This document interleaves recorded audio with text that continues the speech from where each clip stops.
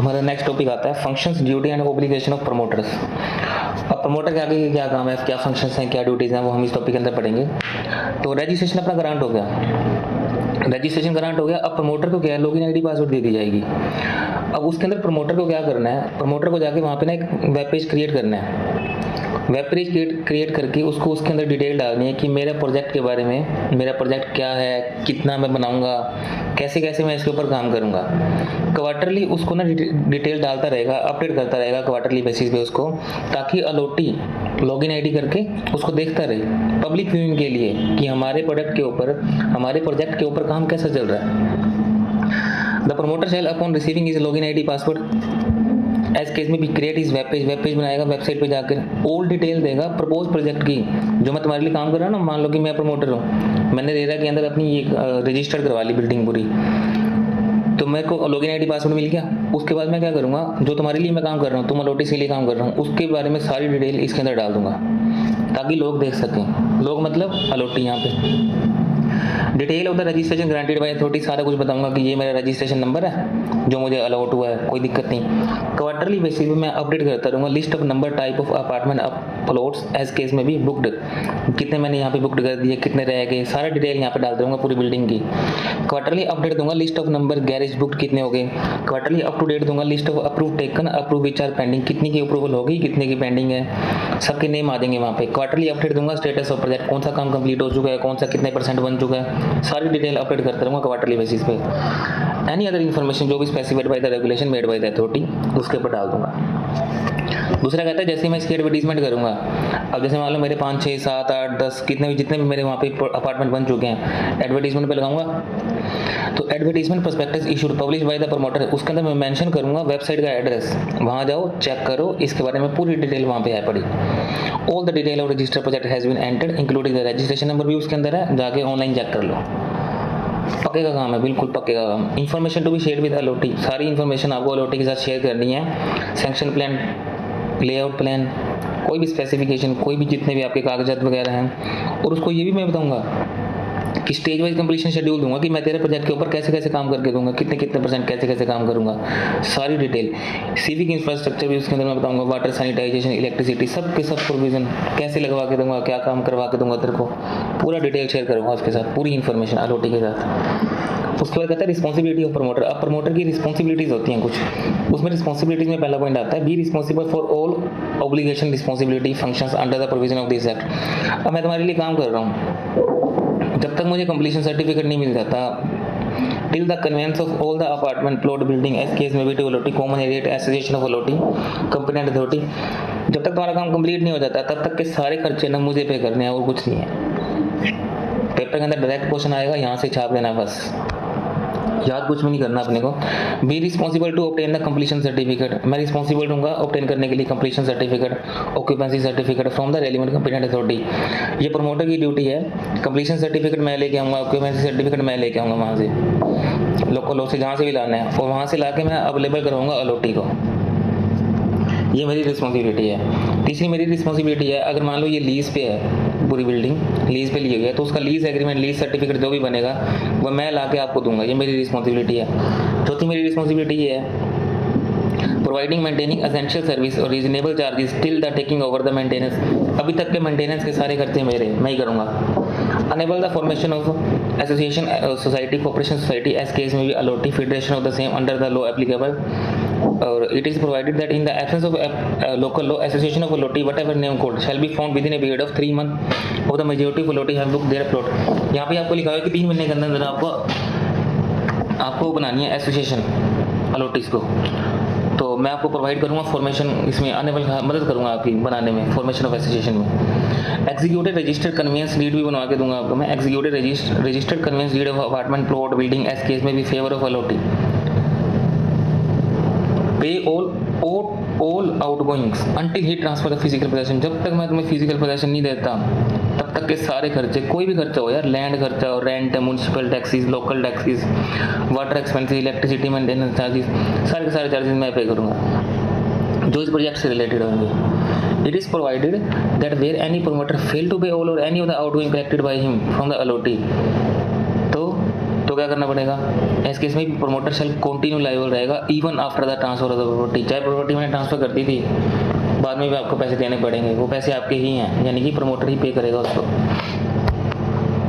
After he execute agreement for sale of apartment plot building, as case may be, not mortgage create charge on the apartment plot, as case may be, if any mortgage charge is made created, then notwithstanding anything contained in this act, it shall not affect the right interest of the allotee who has been taken agree to take such apartment plot, as case may be।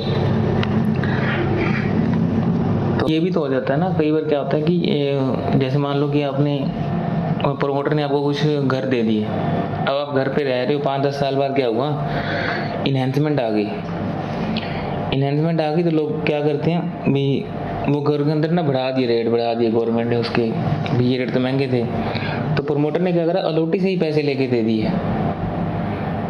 तो कल को कोई ऐसी दिक्कत ना आए, पहले से ही आप अपना एग्रीमेंट करके रखोगे, आप प्रमोटर को बोलो भी हम तो बस इतने पैसे देंगे, कल को इन्वेस्टमेंट आ भी गई ना, वो आपकी है, आप ही दोगे।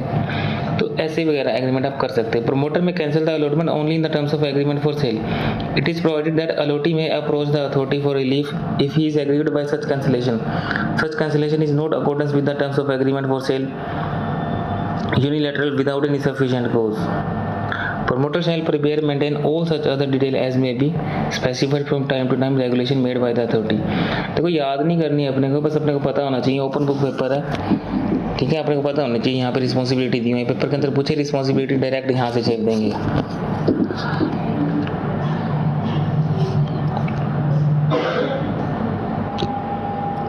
अब नेक्स्ट टॉपिक है obligation of promoter regarding veracity of the advertisement और प्रोस्पेक्टस। कल कुछ चेंज हो जाए फिर ऑब्लिगेशन क्या रहेंगी प्रमोटर की, तो कहते हैं where any person makes an advance या deposit on the basis of information content in the notice. अब जैसे आपने मेरे को नोटिस दिया था, एडवर्टीजमेंट दी थी, उसके बेसिस पे मैंने चीज़ खरीद ली, ठीक है, बाद में कोई लॉस हो जाता है, डैमेजेस हो जाती है, रीजन ऑफ एनी इनकरेक्ट और फॉल्स रिप्रेजेंटेशन की वजह से, फॉल्स स्टेटमेंट की वजह से, तो कंपनसेशन देना पड़ेगा प्रमोटर को एज पर मैंने provided.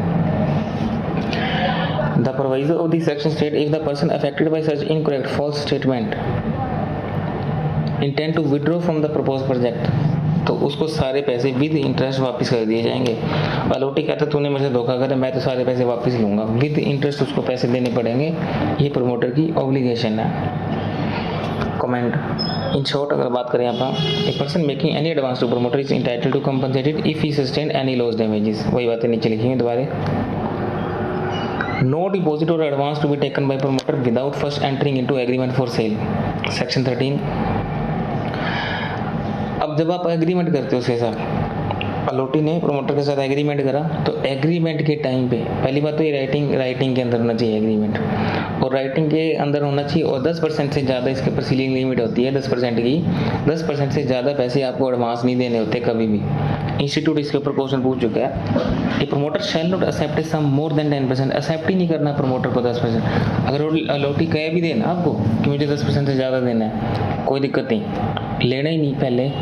A promoter shall not accept sum more than 10% of the cost of the apartment plot. और लेना कब है आपको, एग्रीमेंट फॉर सेल के टाइम पे,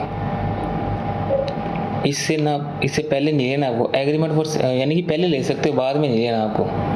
मतलब बाद में पहले पैसे दे गया वो, 5-6% पहले दे गया, तो 4 और ले लो, मतलब टोटल 10% कर देना एग्रीमेंट टू सेल के ऊपर, एग्रीमेंट फॉर सेल के डेट के ऊपर, ठीक है, उसके बाद नहीं लेने।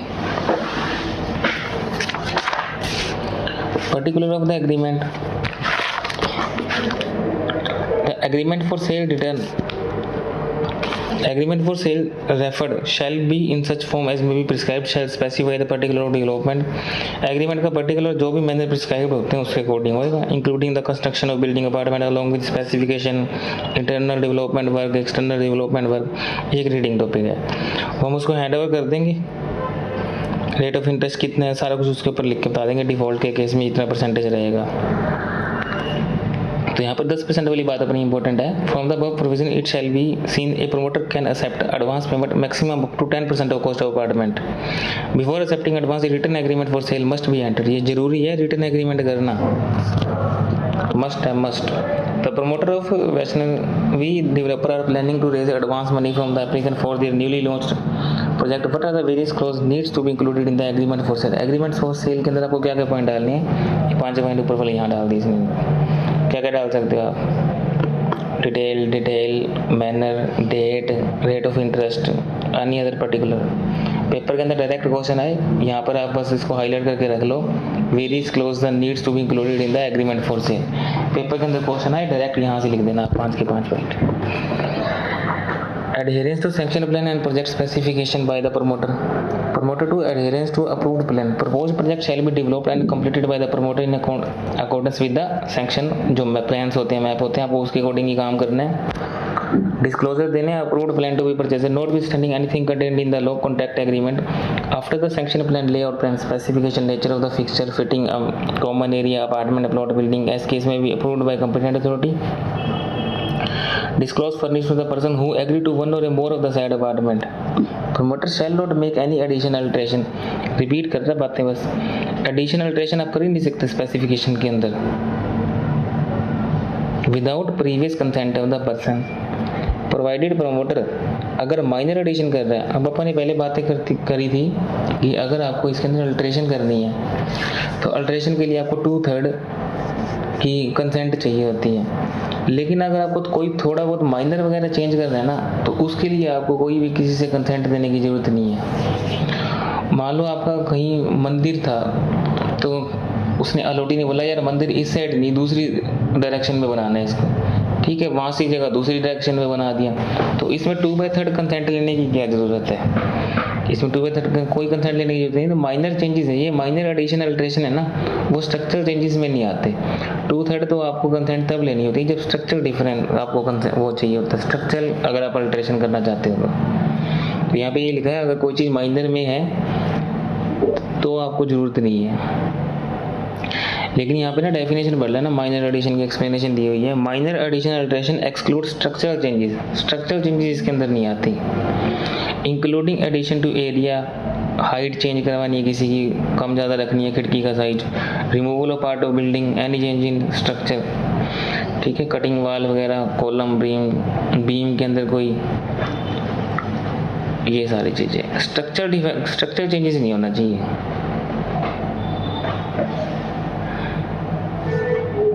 एनी अदर अल्ट्रेशन एडिशन करते हो सेक्शन प्लान की, लेआउट प्लान की, building, common area with in the project, तो 2/3 आपको कंसेंट मस्ट है, मस्ट, इसके बगैर आप कर ही नहीं सकते। और यहाँ पे इसने लिखा हुआ है वो प्रमोटर वाली बात है कि अगर प्रमोटर के पास कुछ है अपार्टमेंट्स हैं और मान लो कि बहुत सारे अपार्टमेंट्स हैं, तो उसको एक ही अलॉटी कंसिडर किया जाएगा। मतलब किसी के पास कोई भी है, प्रमोटर है या कोई और भी है, एक पर्सन के पास मान लो 10 अपार्टमेंट हैं, तो उस 10 अपार्टमेंट को एक ही अलॉटी रेट किया जाएगा for the purpose of this close. Allottee irrespective of number of apartment, चाहे कितने ही उसके पास नंबर हो, shall be consider one allottee only.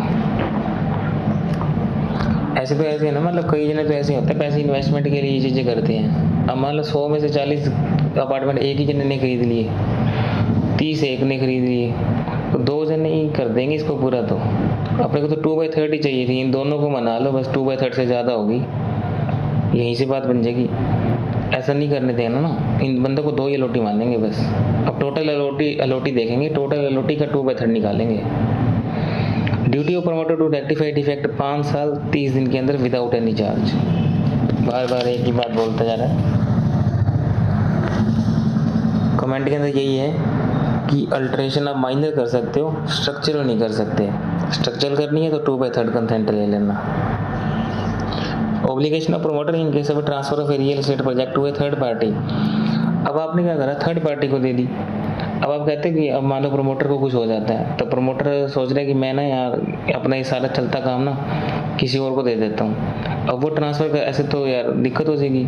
Allottee कहेगा मैंने तो तेरे से काम करवाना था, मैंने तेरे को देख के तो यहाँ पे पैसे लगाए थे। तो प्रमोटर कहता है मेरे को तो जाना पड़ेगा, मैं तो ट्रांसफ़र कर रहा हूँ। ऐसे नहीं कर सकता। 2/3 अलॉटी बिना प्रमोटर की कंसेंट के, प्रमोटर का उसके अंदर जितना भी पोर्शन है ना उसको छोड़ दो, उसको छोड़ के बाकी अलॉटी को पकड़ो। बाकी अलॉटी के अंदर से 2/3 रिटर्न में कंसेंट आनी चाहिए और प्रायर अप्रूवल लेनी है किसकी, अथॉरिटी की, रेयर अथॉरिटी की अप्रूवल लेके फिर ही तो ट्रांसफ़र कर पाएगा, नहीं तो तू ट्रांसफ़र नहीं कर पाएगा। प्रमोट अलॉटी का तो पूरी प्रोटेक्शन है। Is it possible for a promoter to transfer a real estate project? To a new promoter, हम दे सकते हैं, कोई दिक्कत नहीं है। 2/3 दे दी, दिलवा दियो। प्रायर कंसेंट दे दिए, 2/3 वो दिलवा दियो consent. What are the obligation of intending promoter who has been transferred the real estate project by erstwhile promoter? अब इसके अंदर क्या है कि जो ये न्यू प्रमोटर आया है, न्यू प्रमोटर आगे काम कैसे करेगा? अब ये सिर्फ एक बंदा चेंज हुआ है, ऐसा नहीं है कि आप इसके अंदर कोई टाइम लिमिट एक्सटेंड कर देंगे। ये पॉइंट भी इंपॉर्टेंट है। On the transfer assignment being permitted by LOT authority, intending promoter होगा ना जो, shall be required to independently comply करेगा, सारे के सारे पेंडिंग वर्क आगे काम करेगा।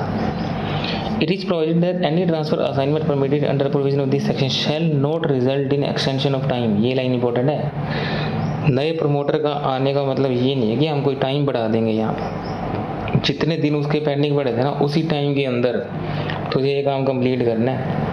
He shall be required to comply all the pending obligation of erstwhile promoter। पुराने प्रमोटर का काम करेगा, डिफॉल्ट करेगा, लाइबल हो जाएगा। ये इसने नीचे पूछा था। अब कहता है obligation of promoter regarding insurance of real estate project. Promoter पहले इंश्योरेंस करवा के रखेगा। Promoter to purchase insurance, promoter shall obtain all such insurance, he may be notified by the central government, appropriate government ने अगर उसको कोई notify कर रखा है तो वो इंश्योरेंस करवाएगा उसका। But not limited to insurance in respect of a title of the land, including but not limited to land का टाइटल का इंश्योरेंस और construction of real estate project, इनके ये इंश्योरेंस करवा के रखेगा। प्रीमियम पे करता रहेगा। Promoter shall be liable to pay premium charges in respect of insurance, shall pay the same before the transferring the insurance to the association of allotee। allotee को देने से पहले सारा का सारा खर्चा प्रमोटर पे करेगा। उसका जो बेनिफिट है किसका मिल जाएगा? बेनिफिट उसका allotee को मिल जाएगा या एसोसिएशन ऑफ allotee को मिल जाएगा। At the time of promoting entry into agreement for cell, जैसे ही मैं सेल का एग्रीमेंट करूँगा तुम्हारे से, तो पहले तो इंश्योरेंस मैंने करवा रखा है, अब मैंने तुम्हारे साथ एग्रीमेंट फॉर सेल कर लिया, अब सारे के सारे राइट तुम्हारे पास आ जाएंगे। यानी कि घर का जो इंश्योरेंस का क्लेम है वो तुम क्लेम कर सकते हो आने वाले टाइम में। Association of allotee, formation of association allotee, all document relating to insurance handed over कर दूंगा तुम्हें। जैसे ही तुम्हारा फॉर्मेशन हो जाएगा ना, एसोसिएशन हो जाएगी, बन जाएगी allotee की, तुम्हारे को डॉक्यूमेंट हैंड ओवर कर दूंगा। Transfer of title, the promoter shall execute a registered conveyance deed in favor of allotee along with undivided proportion title in common area to association of allotee। मतलब convince deed तुम्हारे नाम पे register करवा दूंगा ना, और जो भी डॉक्यूमेंट्स वगैरह बनते हैं वो तुम्हारे को दे दिए जाएंगे लोकल लॉ के according. It is provided absence of any local law, ये जो डॉक्यूमेंट है मुझे हैंड ओवर करने हैं तुम्हें तुम्हारे घर के, वो कितने टाइम के अंदर करने हैं? 3 month from the date of issue occupancy certificate. जैसे उस घर में रहने के लिए ऑक्यूपेंसी सर्टिफिकेट मिला था ना, वहाँ से 3 महीने के अंदर 30 दिन के अंदर तो पोजेशन आती है, और 3 महीने के अंदर आपको क्या होता है, डॉक्यूमेंट हैंड ओवर कर दिए जाते हैं उसके पूरे। Handing over document of by the promoter after obtaining occupancy certificate, handing over physical possession, it shall be responsibility of promoter to hand over the necessary document plan, common area allotted to competent authority as case may be local law, provided absence of any local law, promoter hand over करेगा necessary document within 30 days from the completion certificate। और यहाँ पे अपने rectify कर लो, ये handing over document है वो तो 30 डेज के अंदर ही है। वो कन्वेंस डेट थी, मैं गलती से वहाँ पे बोल गया डॉक्यूमेंट हैंड ओवर करने हैं, तभी मैं कहूँ डॉक्यूमेंट हैंड ओवर तो 30 दिन के अंदर करने हैं आपको, वो कन्वेंस डेट 3 महीने है ऊपर date. Responsibility of promoter direct question है, यहाँ से लिख देना answer. Return of amount of compensation, if the promoter fail to complete या अनेबल हो जाता है पोजीशन देने से, तो अकॉर्डिंग विद द टर्म जो भी अपनी बात हुई थी, या बिजनेस उसका डिसकंटिन्यू हो गया, सस्पेंशन हो गया, रजिस्ट्रेशन कैंसिल हो गया, अब allotee तो उससे पैसे मांगेगा। अब गलती तेरी है प्रमोटर की, तो उसको सारे पैसे विद इंटरेस्ट वापस कर दिए जाएंगे। जब से मैंने उससे पैसे लिए थे ना, जब से मैंने पैसे उससे लिए थे वहाँ से इंटरेस्ट शुरू होएगा, सारे पैसे उसको विद इंटरेस्ट पैसे वापस कर दूंगा उसको। कंपनसेशन क्या है? द प्रमोटर शैल कंपनसेट करेगा allotee in case of any loss due to defective title की वजह से कोई लॉस हो जाता है, प्रमोटर ही पैसे देगा उसको। Claim for compensation under sub section shall not B barred by limitation, और आपको पता है टाइटल के लिए तो कोई बार्ड बाय लिमिटेशन भी नहीं है, कोई लिमिटेशन एक्ट नहीं लगता इसके ऊपर, क्योंकि लिमिटेशन एक्ट के अंदर लिखा हुआ है कि 12 साल के अंदर अगर आपसे कोई पैसे नहीं मांगता, ये एक लिमिटेशन वाला पॉइंट होता है, उसके 12 साल की लिमिट होती है वहाँ पे लिमिटेशन एक्ट के अंदर, ठीक है। तो वो भी इसके ऊपर एप्लीकेबल नहीं होती, मतलब ये पैसे तो आप कभी भी मांग सकते हो।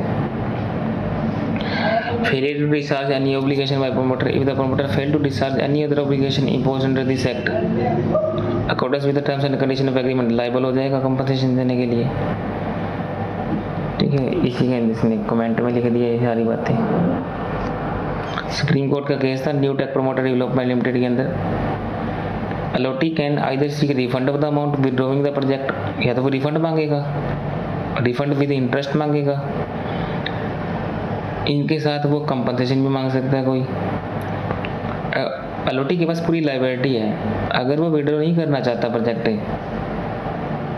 तो उसको क्या बोल दिया कि तू ना ब्याज ले ले 3 महीने का, या जितने भी महीने तेरा लेट हुआ है, 3 महीने लेट हुआ 3 महीने के लिए, 6 महीने लेट हुआ 6 महीने ले ले, जितना डिले हुआ तेरा उसके महीने के हिसाब से तू ब्याज ले ले उससे बस।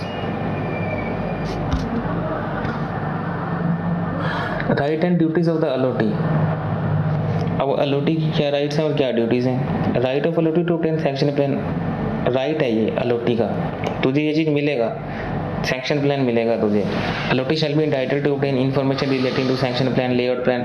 ये अलॉटी का एक राइट है कि तेरा घर कैसे कैसे बनेगा तुझे पता होना चाहिए, प्रमोटर के उसके ऊपर साइन होने चाहिए। Right to be inform of stage wise completion, तेरा राइट है तुझे ये चीज़ बताऊँ प्रमोटर, तेरा ये अलॉटी तेरा ये राइट है प्रमोटर से ये बात पूछने का कि कैसे कैसे काम कंप्लीट करेगा आगे, stage wise completion of project. तो तुझे स्टेज वाइज कंप्लीशन प्रोजेक्ट भी मिलेगा। अलॉटी तेरे पास एक राइट है, तू पोजेशन क्लेम करेगा जैसे ही तेरा काम कंप्लीट हो जाएगा, ऑक्यूपेंसी सर्टिफिकेट आ जाएगा उसके बाद। Allottee shall be entitled to claim possession of apartment, as case में भी association of allottee shall be entitled to claim the possession of common area. Allottee तेरे पास एक राइट है कि कल को प्रमोटर तेरे से कोई भी गड़बड़ करता है, तेरे को अकॉर्डिंगली बना के नहीं देता बिल्डिंग, तो तू उसे विद इंटरेस्ट पैसे सारे वापस ले सकता है। अलॉटी तेरे पास एक और राइट है, right to obtain necessary document, allottee shall be entitled to have the necessary document plan including common area, handing over कर दी जाएंगे फिजिकल पोजेशन के 30 दिन के अंदर 30 दिन के अंदर उसको फिजिकल डॉक्यूमेंट दे दिए जाते हैं। ये तेरे राइट है 5। अलॉटी तेरी ड्यूटी है, तू पेमेंट करेगा जैसे जैसे हमने तेरे को बोला था एग्रीमेंट फॉर सेल के अंदर, तेरा काम कंप्लीट होता जा रहा है वैसे वैसे तू पैसे देता जा, ये तेरी ड्यूटी है। तू सारे पैसे उसको पे करेगा जैसे जैसे बात हुई है अपनी। ड्यूटी टू पे इंटरेस्ट, अलॉटी तू अगर कोई गड़बड़ करता है, तू अगर पेमेंट लेट करता है तो तू अब विद चार्ज प्रमोटर को पैसे पे करेगा। Mutual agreement for reduction of obligation interest, obligation of allottee under section 6 और liability towards interest may be reduced when mutually agree to between the promoter. अगर तुम दोनों आपस में बात कर लो, कोई रेट वगैरह कम हो जाए तो बात लग गया हो जाएगा। Duty information of association, every allottee apartment plot building as case में भी शेल पार्टिसिपेट करेगा towards the formation of association, association बनाने में तू पार्टिसिपेट करेगा, ये तेरी ड्यूटी है। असैसी तेरी ड्यूटी है ये।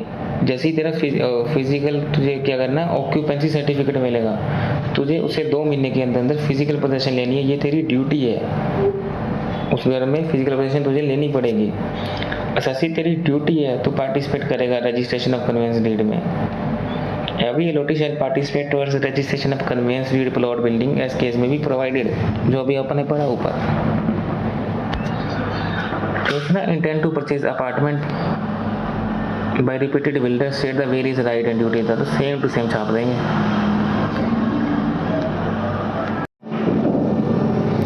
नेक्स्ट टॉपिक आता है हमारा the real estate regulatory authority.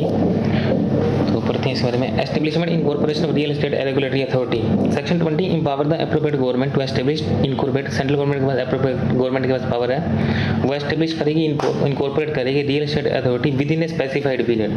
कितने टाइम के अंदर? जैसे ये एक्ट आया था ना, तो 1 साल के अंदर एप्रोप्रिएट गवर्नमेंट ने रेरा को लेके आ गया था। The appropriate government shall within a period of 1 year from the date of coming into force of this act, notification देके उसने अथॉरिटी बनाई, किस लिए? कि एक्सरसाइज कर अपनी पावर को, परफॉर्म कर फंक्शन जो उसको दिए गए प्रॉपर्टी से रिलेटेड। इसमें इन्होंने 4 प्रोवाइजो डाले। पहला जो प्रोवाइजो है उसके अंदर इन्होंने लिखा कि एप्रोप्रिएट गवर्नमेंट ऑफ 2 और मोर स्टेट, 2 या 2 से ज़्यादा स्टेट की एक ही गवर्नमेंट हो सकती है। वैसे तो ये सिंगल रजिस्ट्रेशन होता है, स्टेट वाइज रजिस्ट्रेशन, और अगर 2 या 2 से ज़्यादा के लिए अगर हमारे को एक ही गवर्नमेंट को बनाना पड़े, एप्रोप्रिएट गवर्नमेंट 2 और मोर स्टेट यूनियन टेरिटरी अगर हमारे को ठीक लगा, इफ इट डीम्स फिट, तो एस्टेब्लिश कर सकते हैं हम एक सिंगल अथॉरिटी। सेकंड प्रोविजन के अंदर लिखा है कि एप्रोप्रिएट गवर्नमेंट चाहे तो अगर उसको लगे एक अथॉरिटी, एक स्टेट, वो कोई बहुत ज़्यादा बड़ी स्टेट है तो एक स्टेट के अंदर एक से ज़्यादा अथॉरिटी रखनी है तो ऐसा भी कर सकते हैं। थर्ड प्रोविजन के अंदर इन्होंने बोला कि until the establishment of regulatory authority under the section appropriate government shall by order designate कर सकती है रेगुलेटरी अथॉरिटी को, एनी ऑफिसर को, जब तक कि हमारी एरिया में अथॉरिटी नहीं आ जाती तब तक तुम काम संभालो। तो अंटिल द हमारा रेगुलेटरी अथॉरिटी नहीं आ जाती जब तक, तो एप्रोप्रिएट गवर्नमेंट ऑर्डर देके किसी भी रेगुलेटरी अथॉरिटी को, ऑफिसर को ये वाला काम दे सकती है।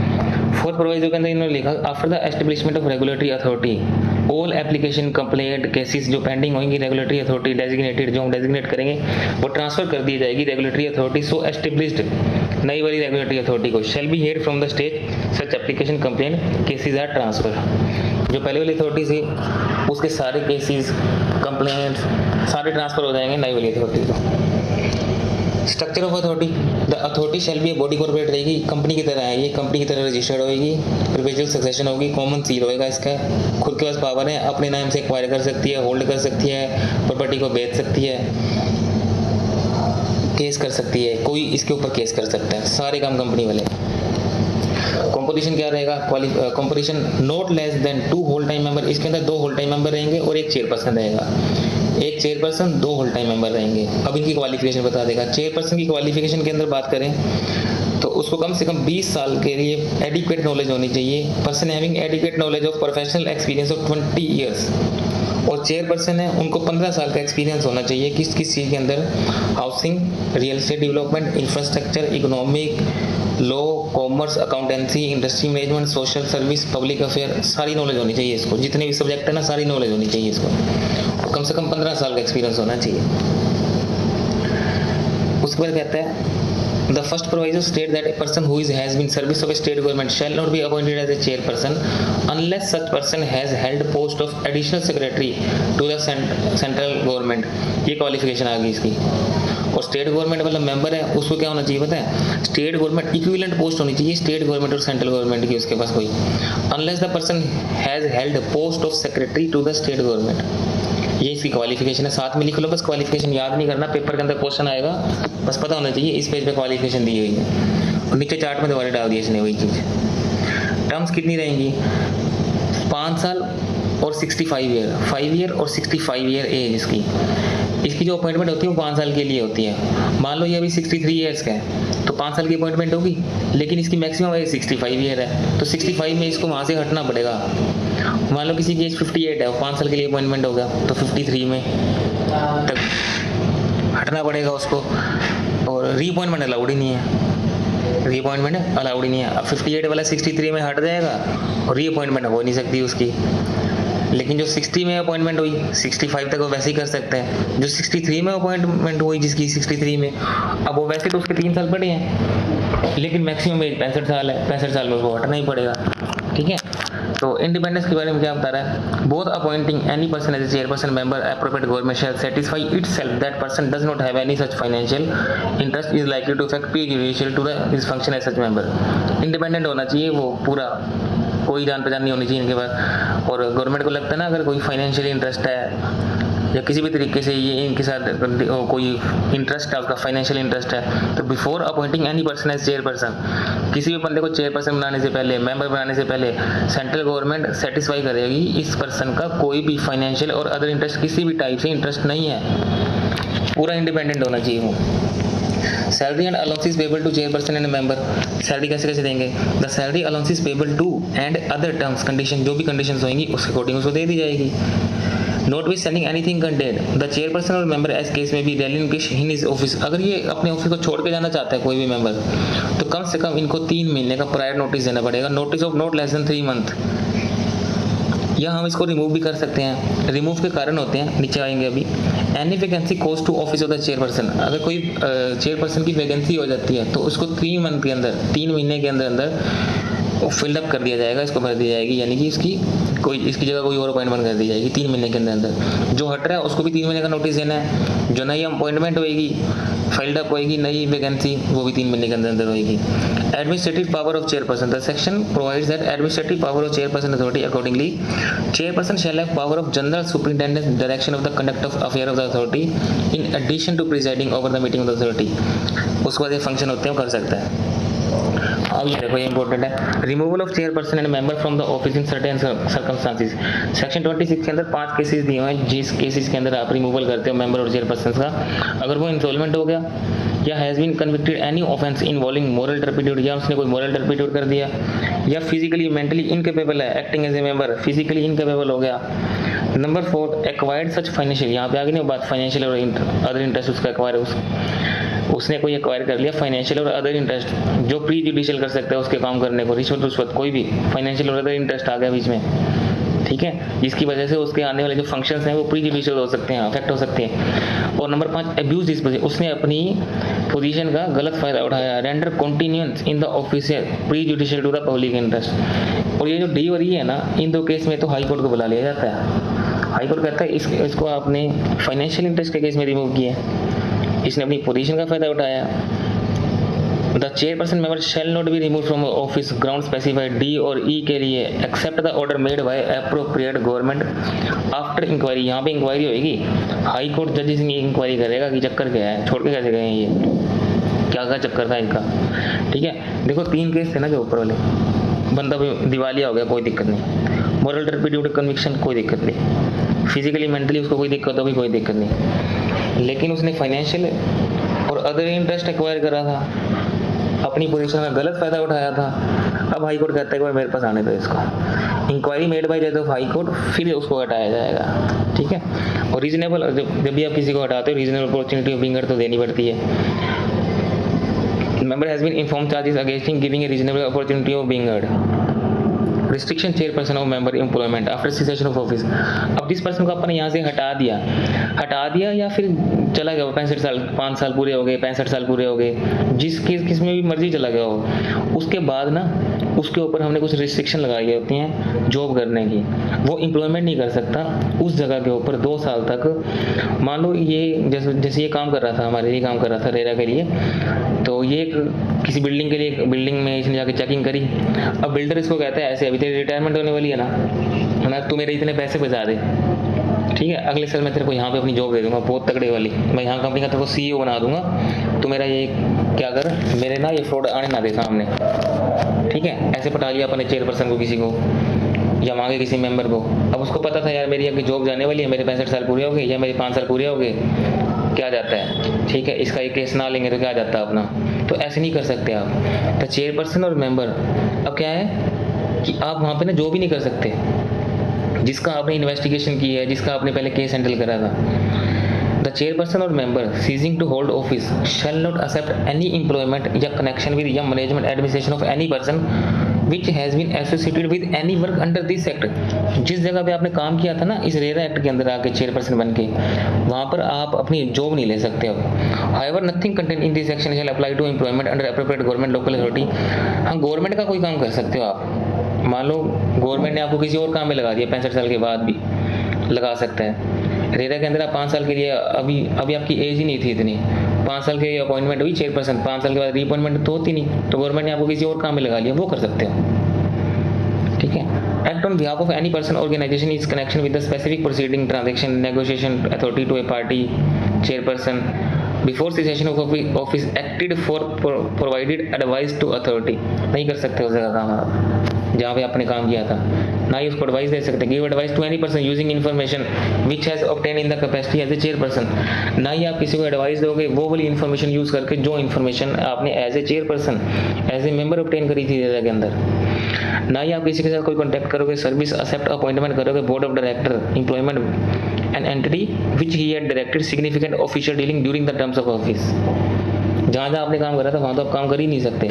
The chairperson member shall not communicate reveal to any person any matter which has been brought under consideration known to him acting as such.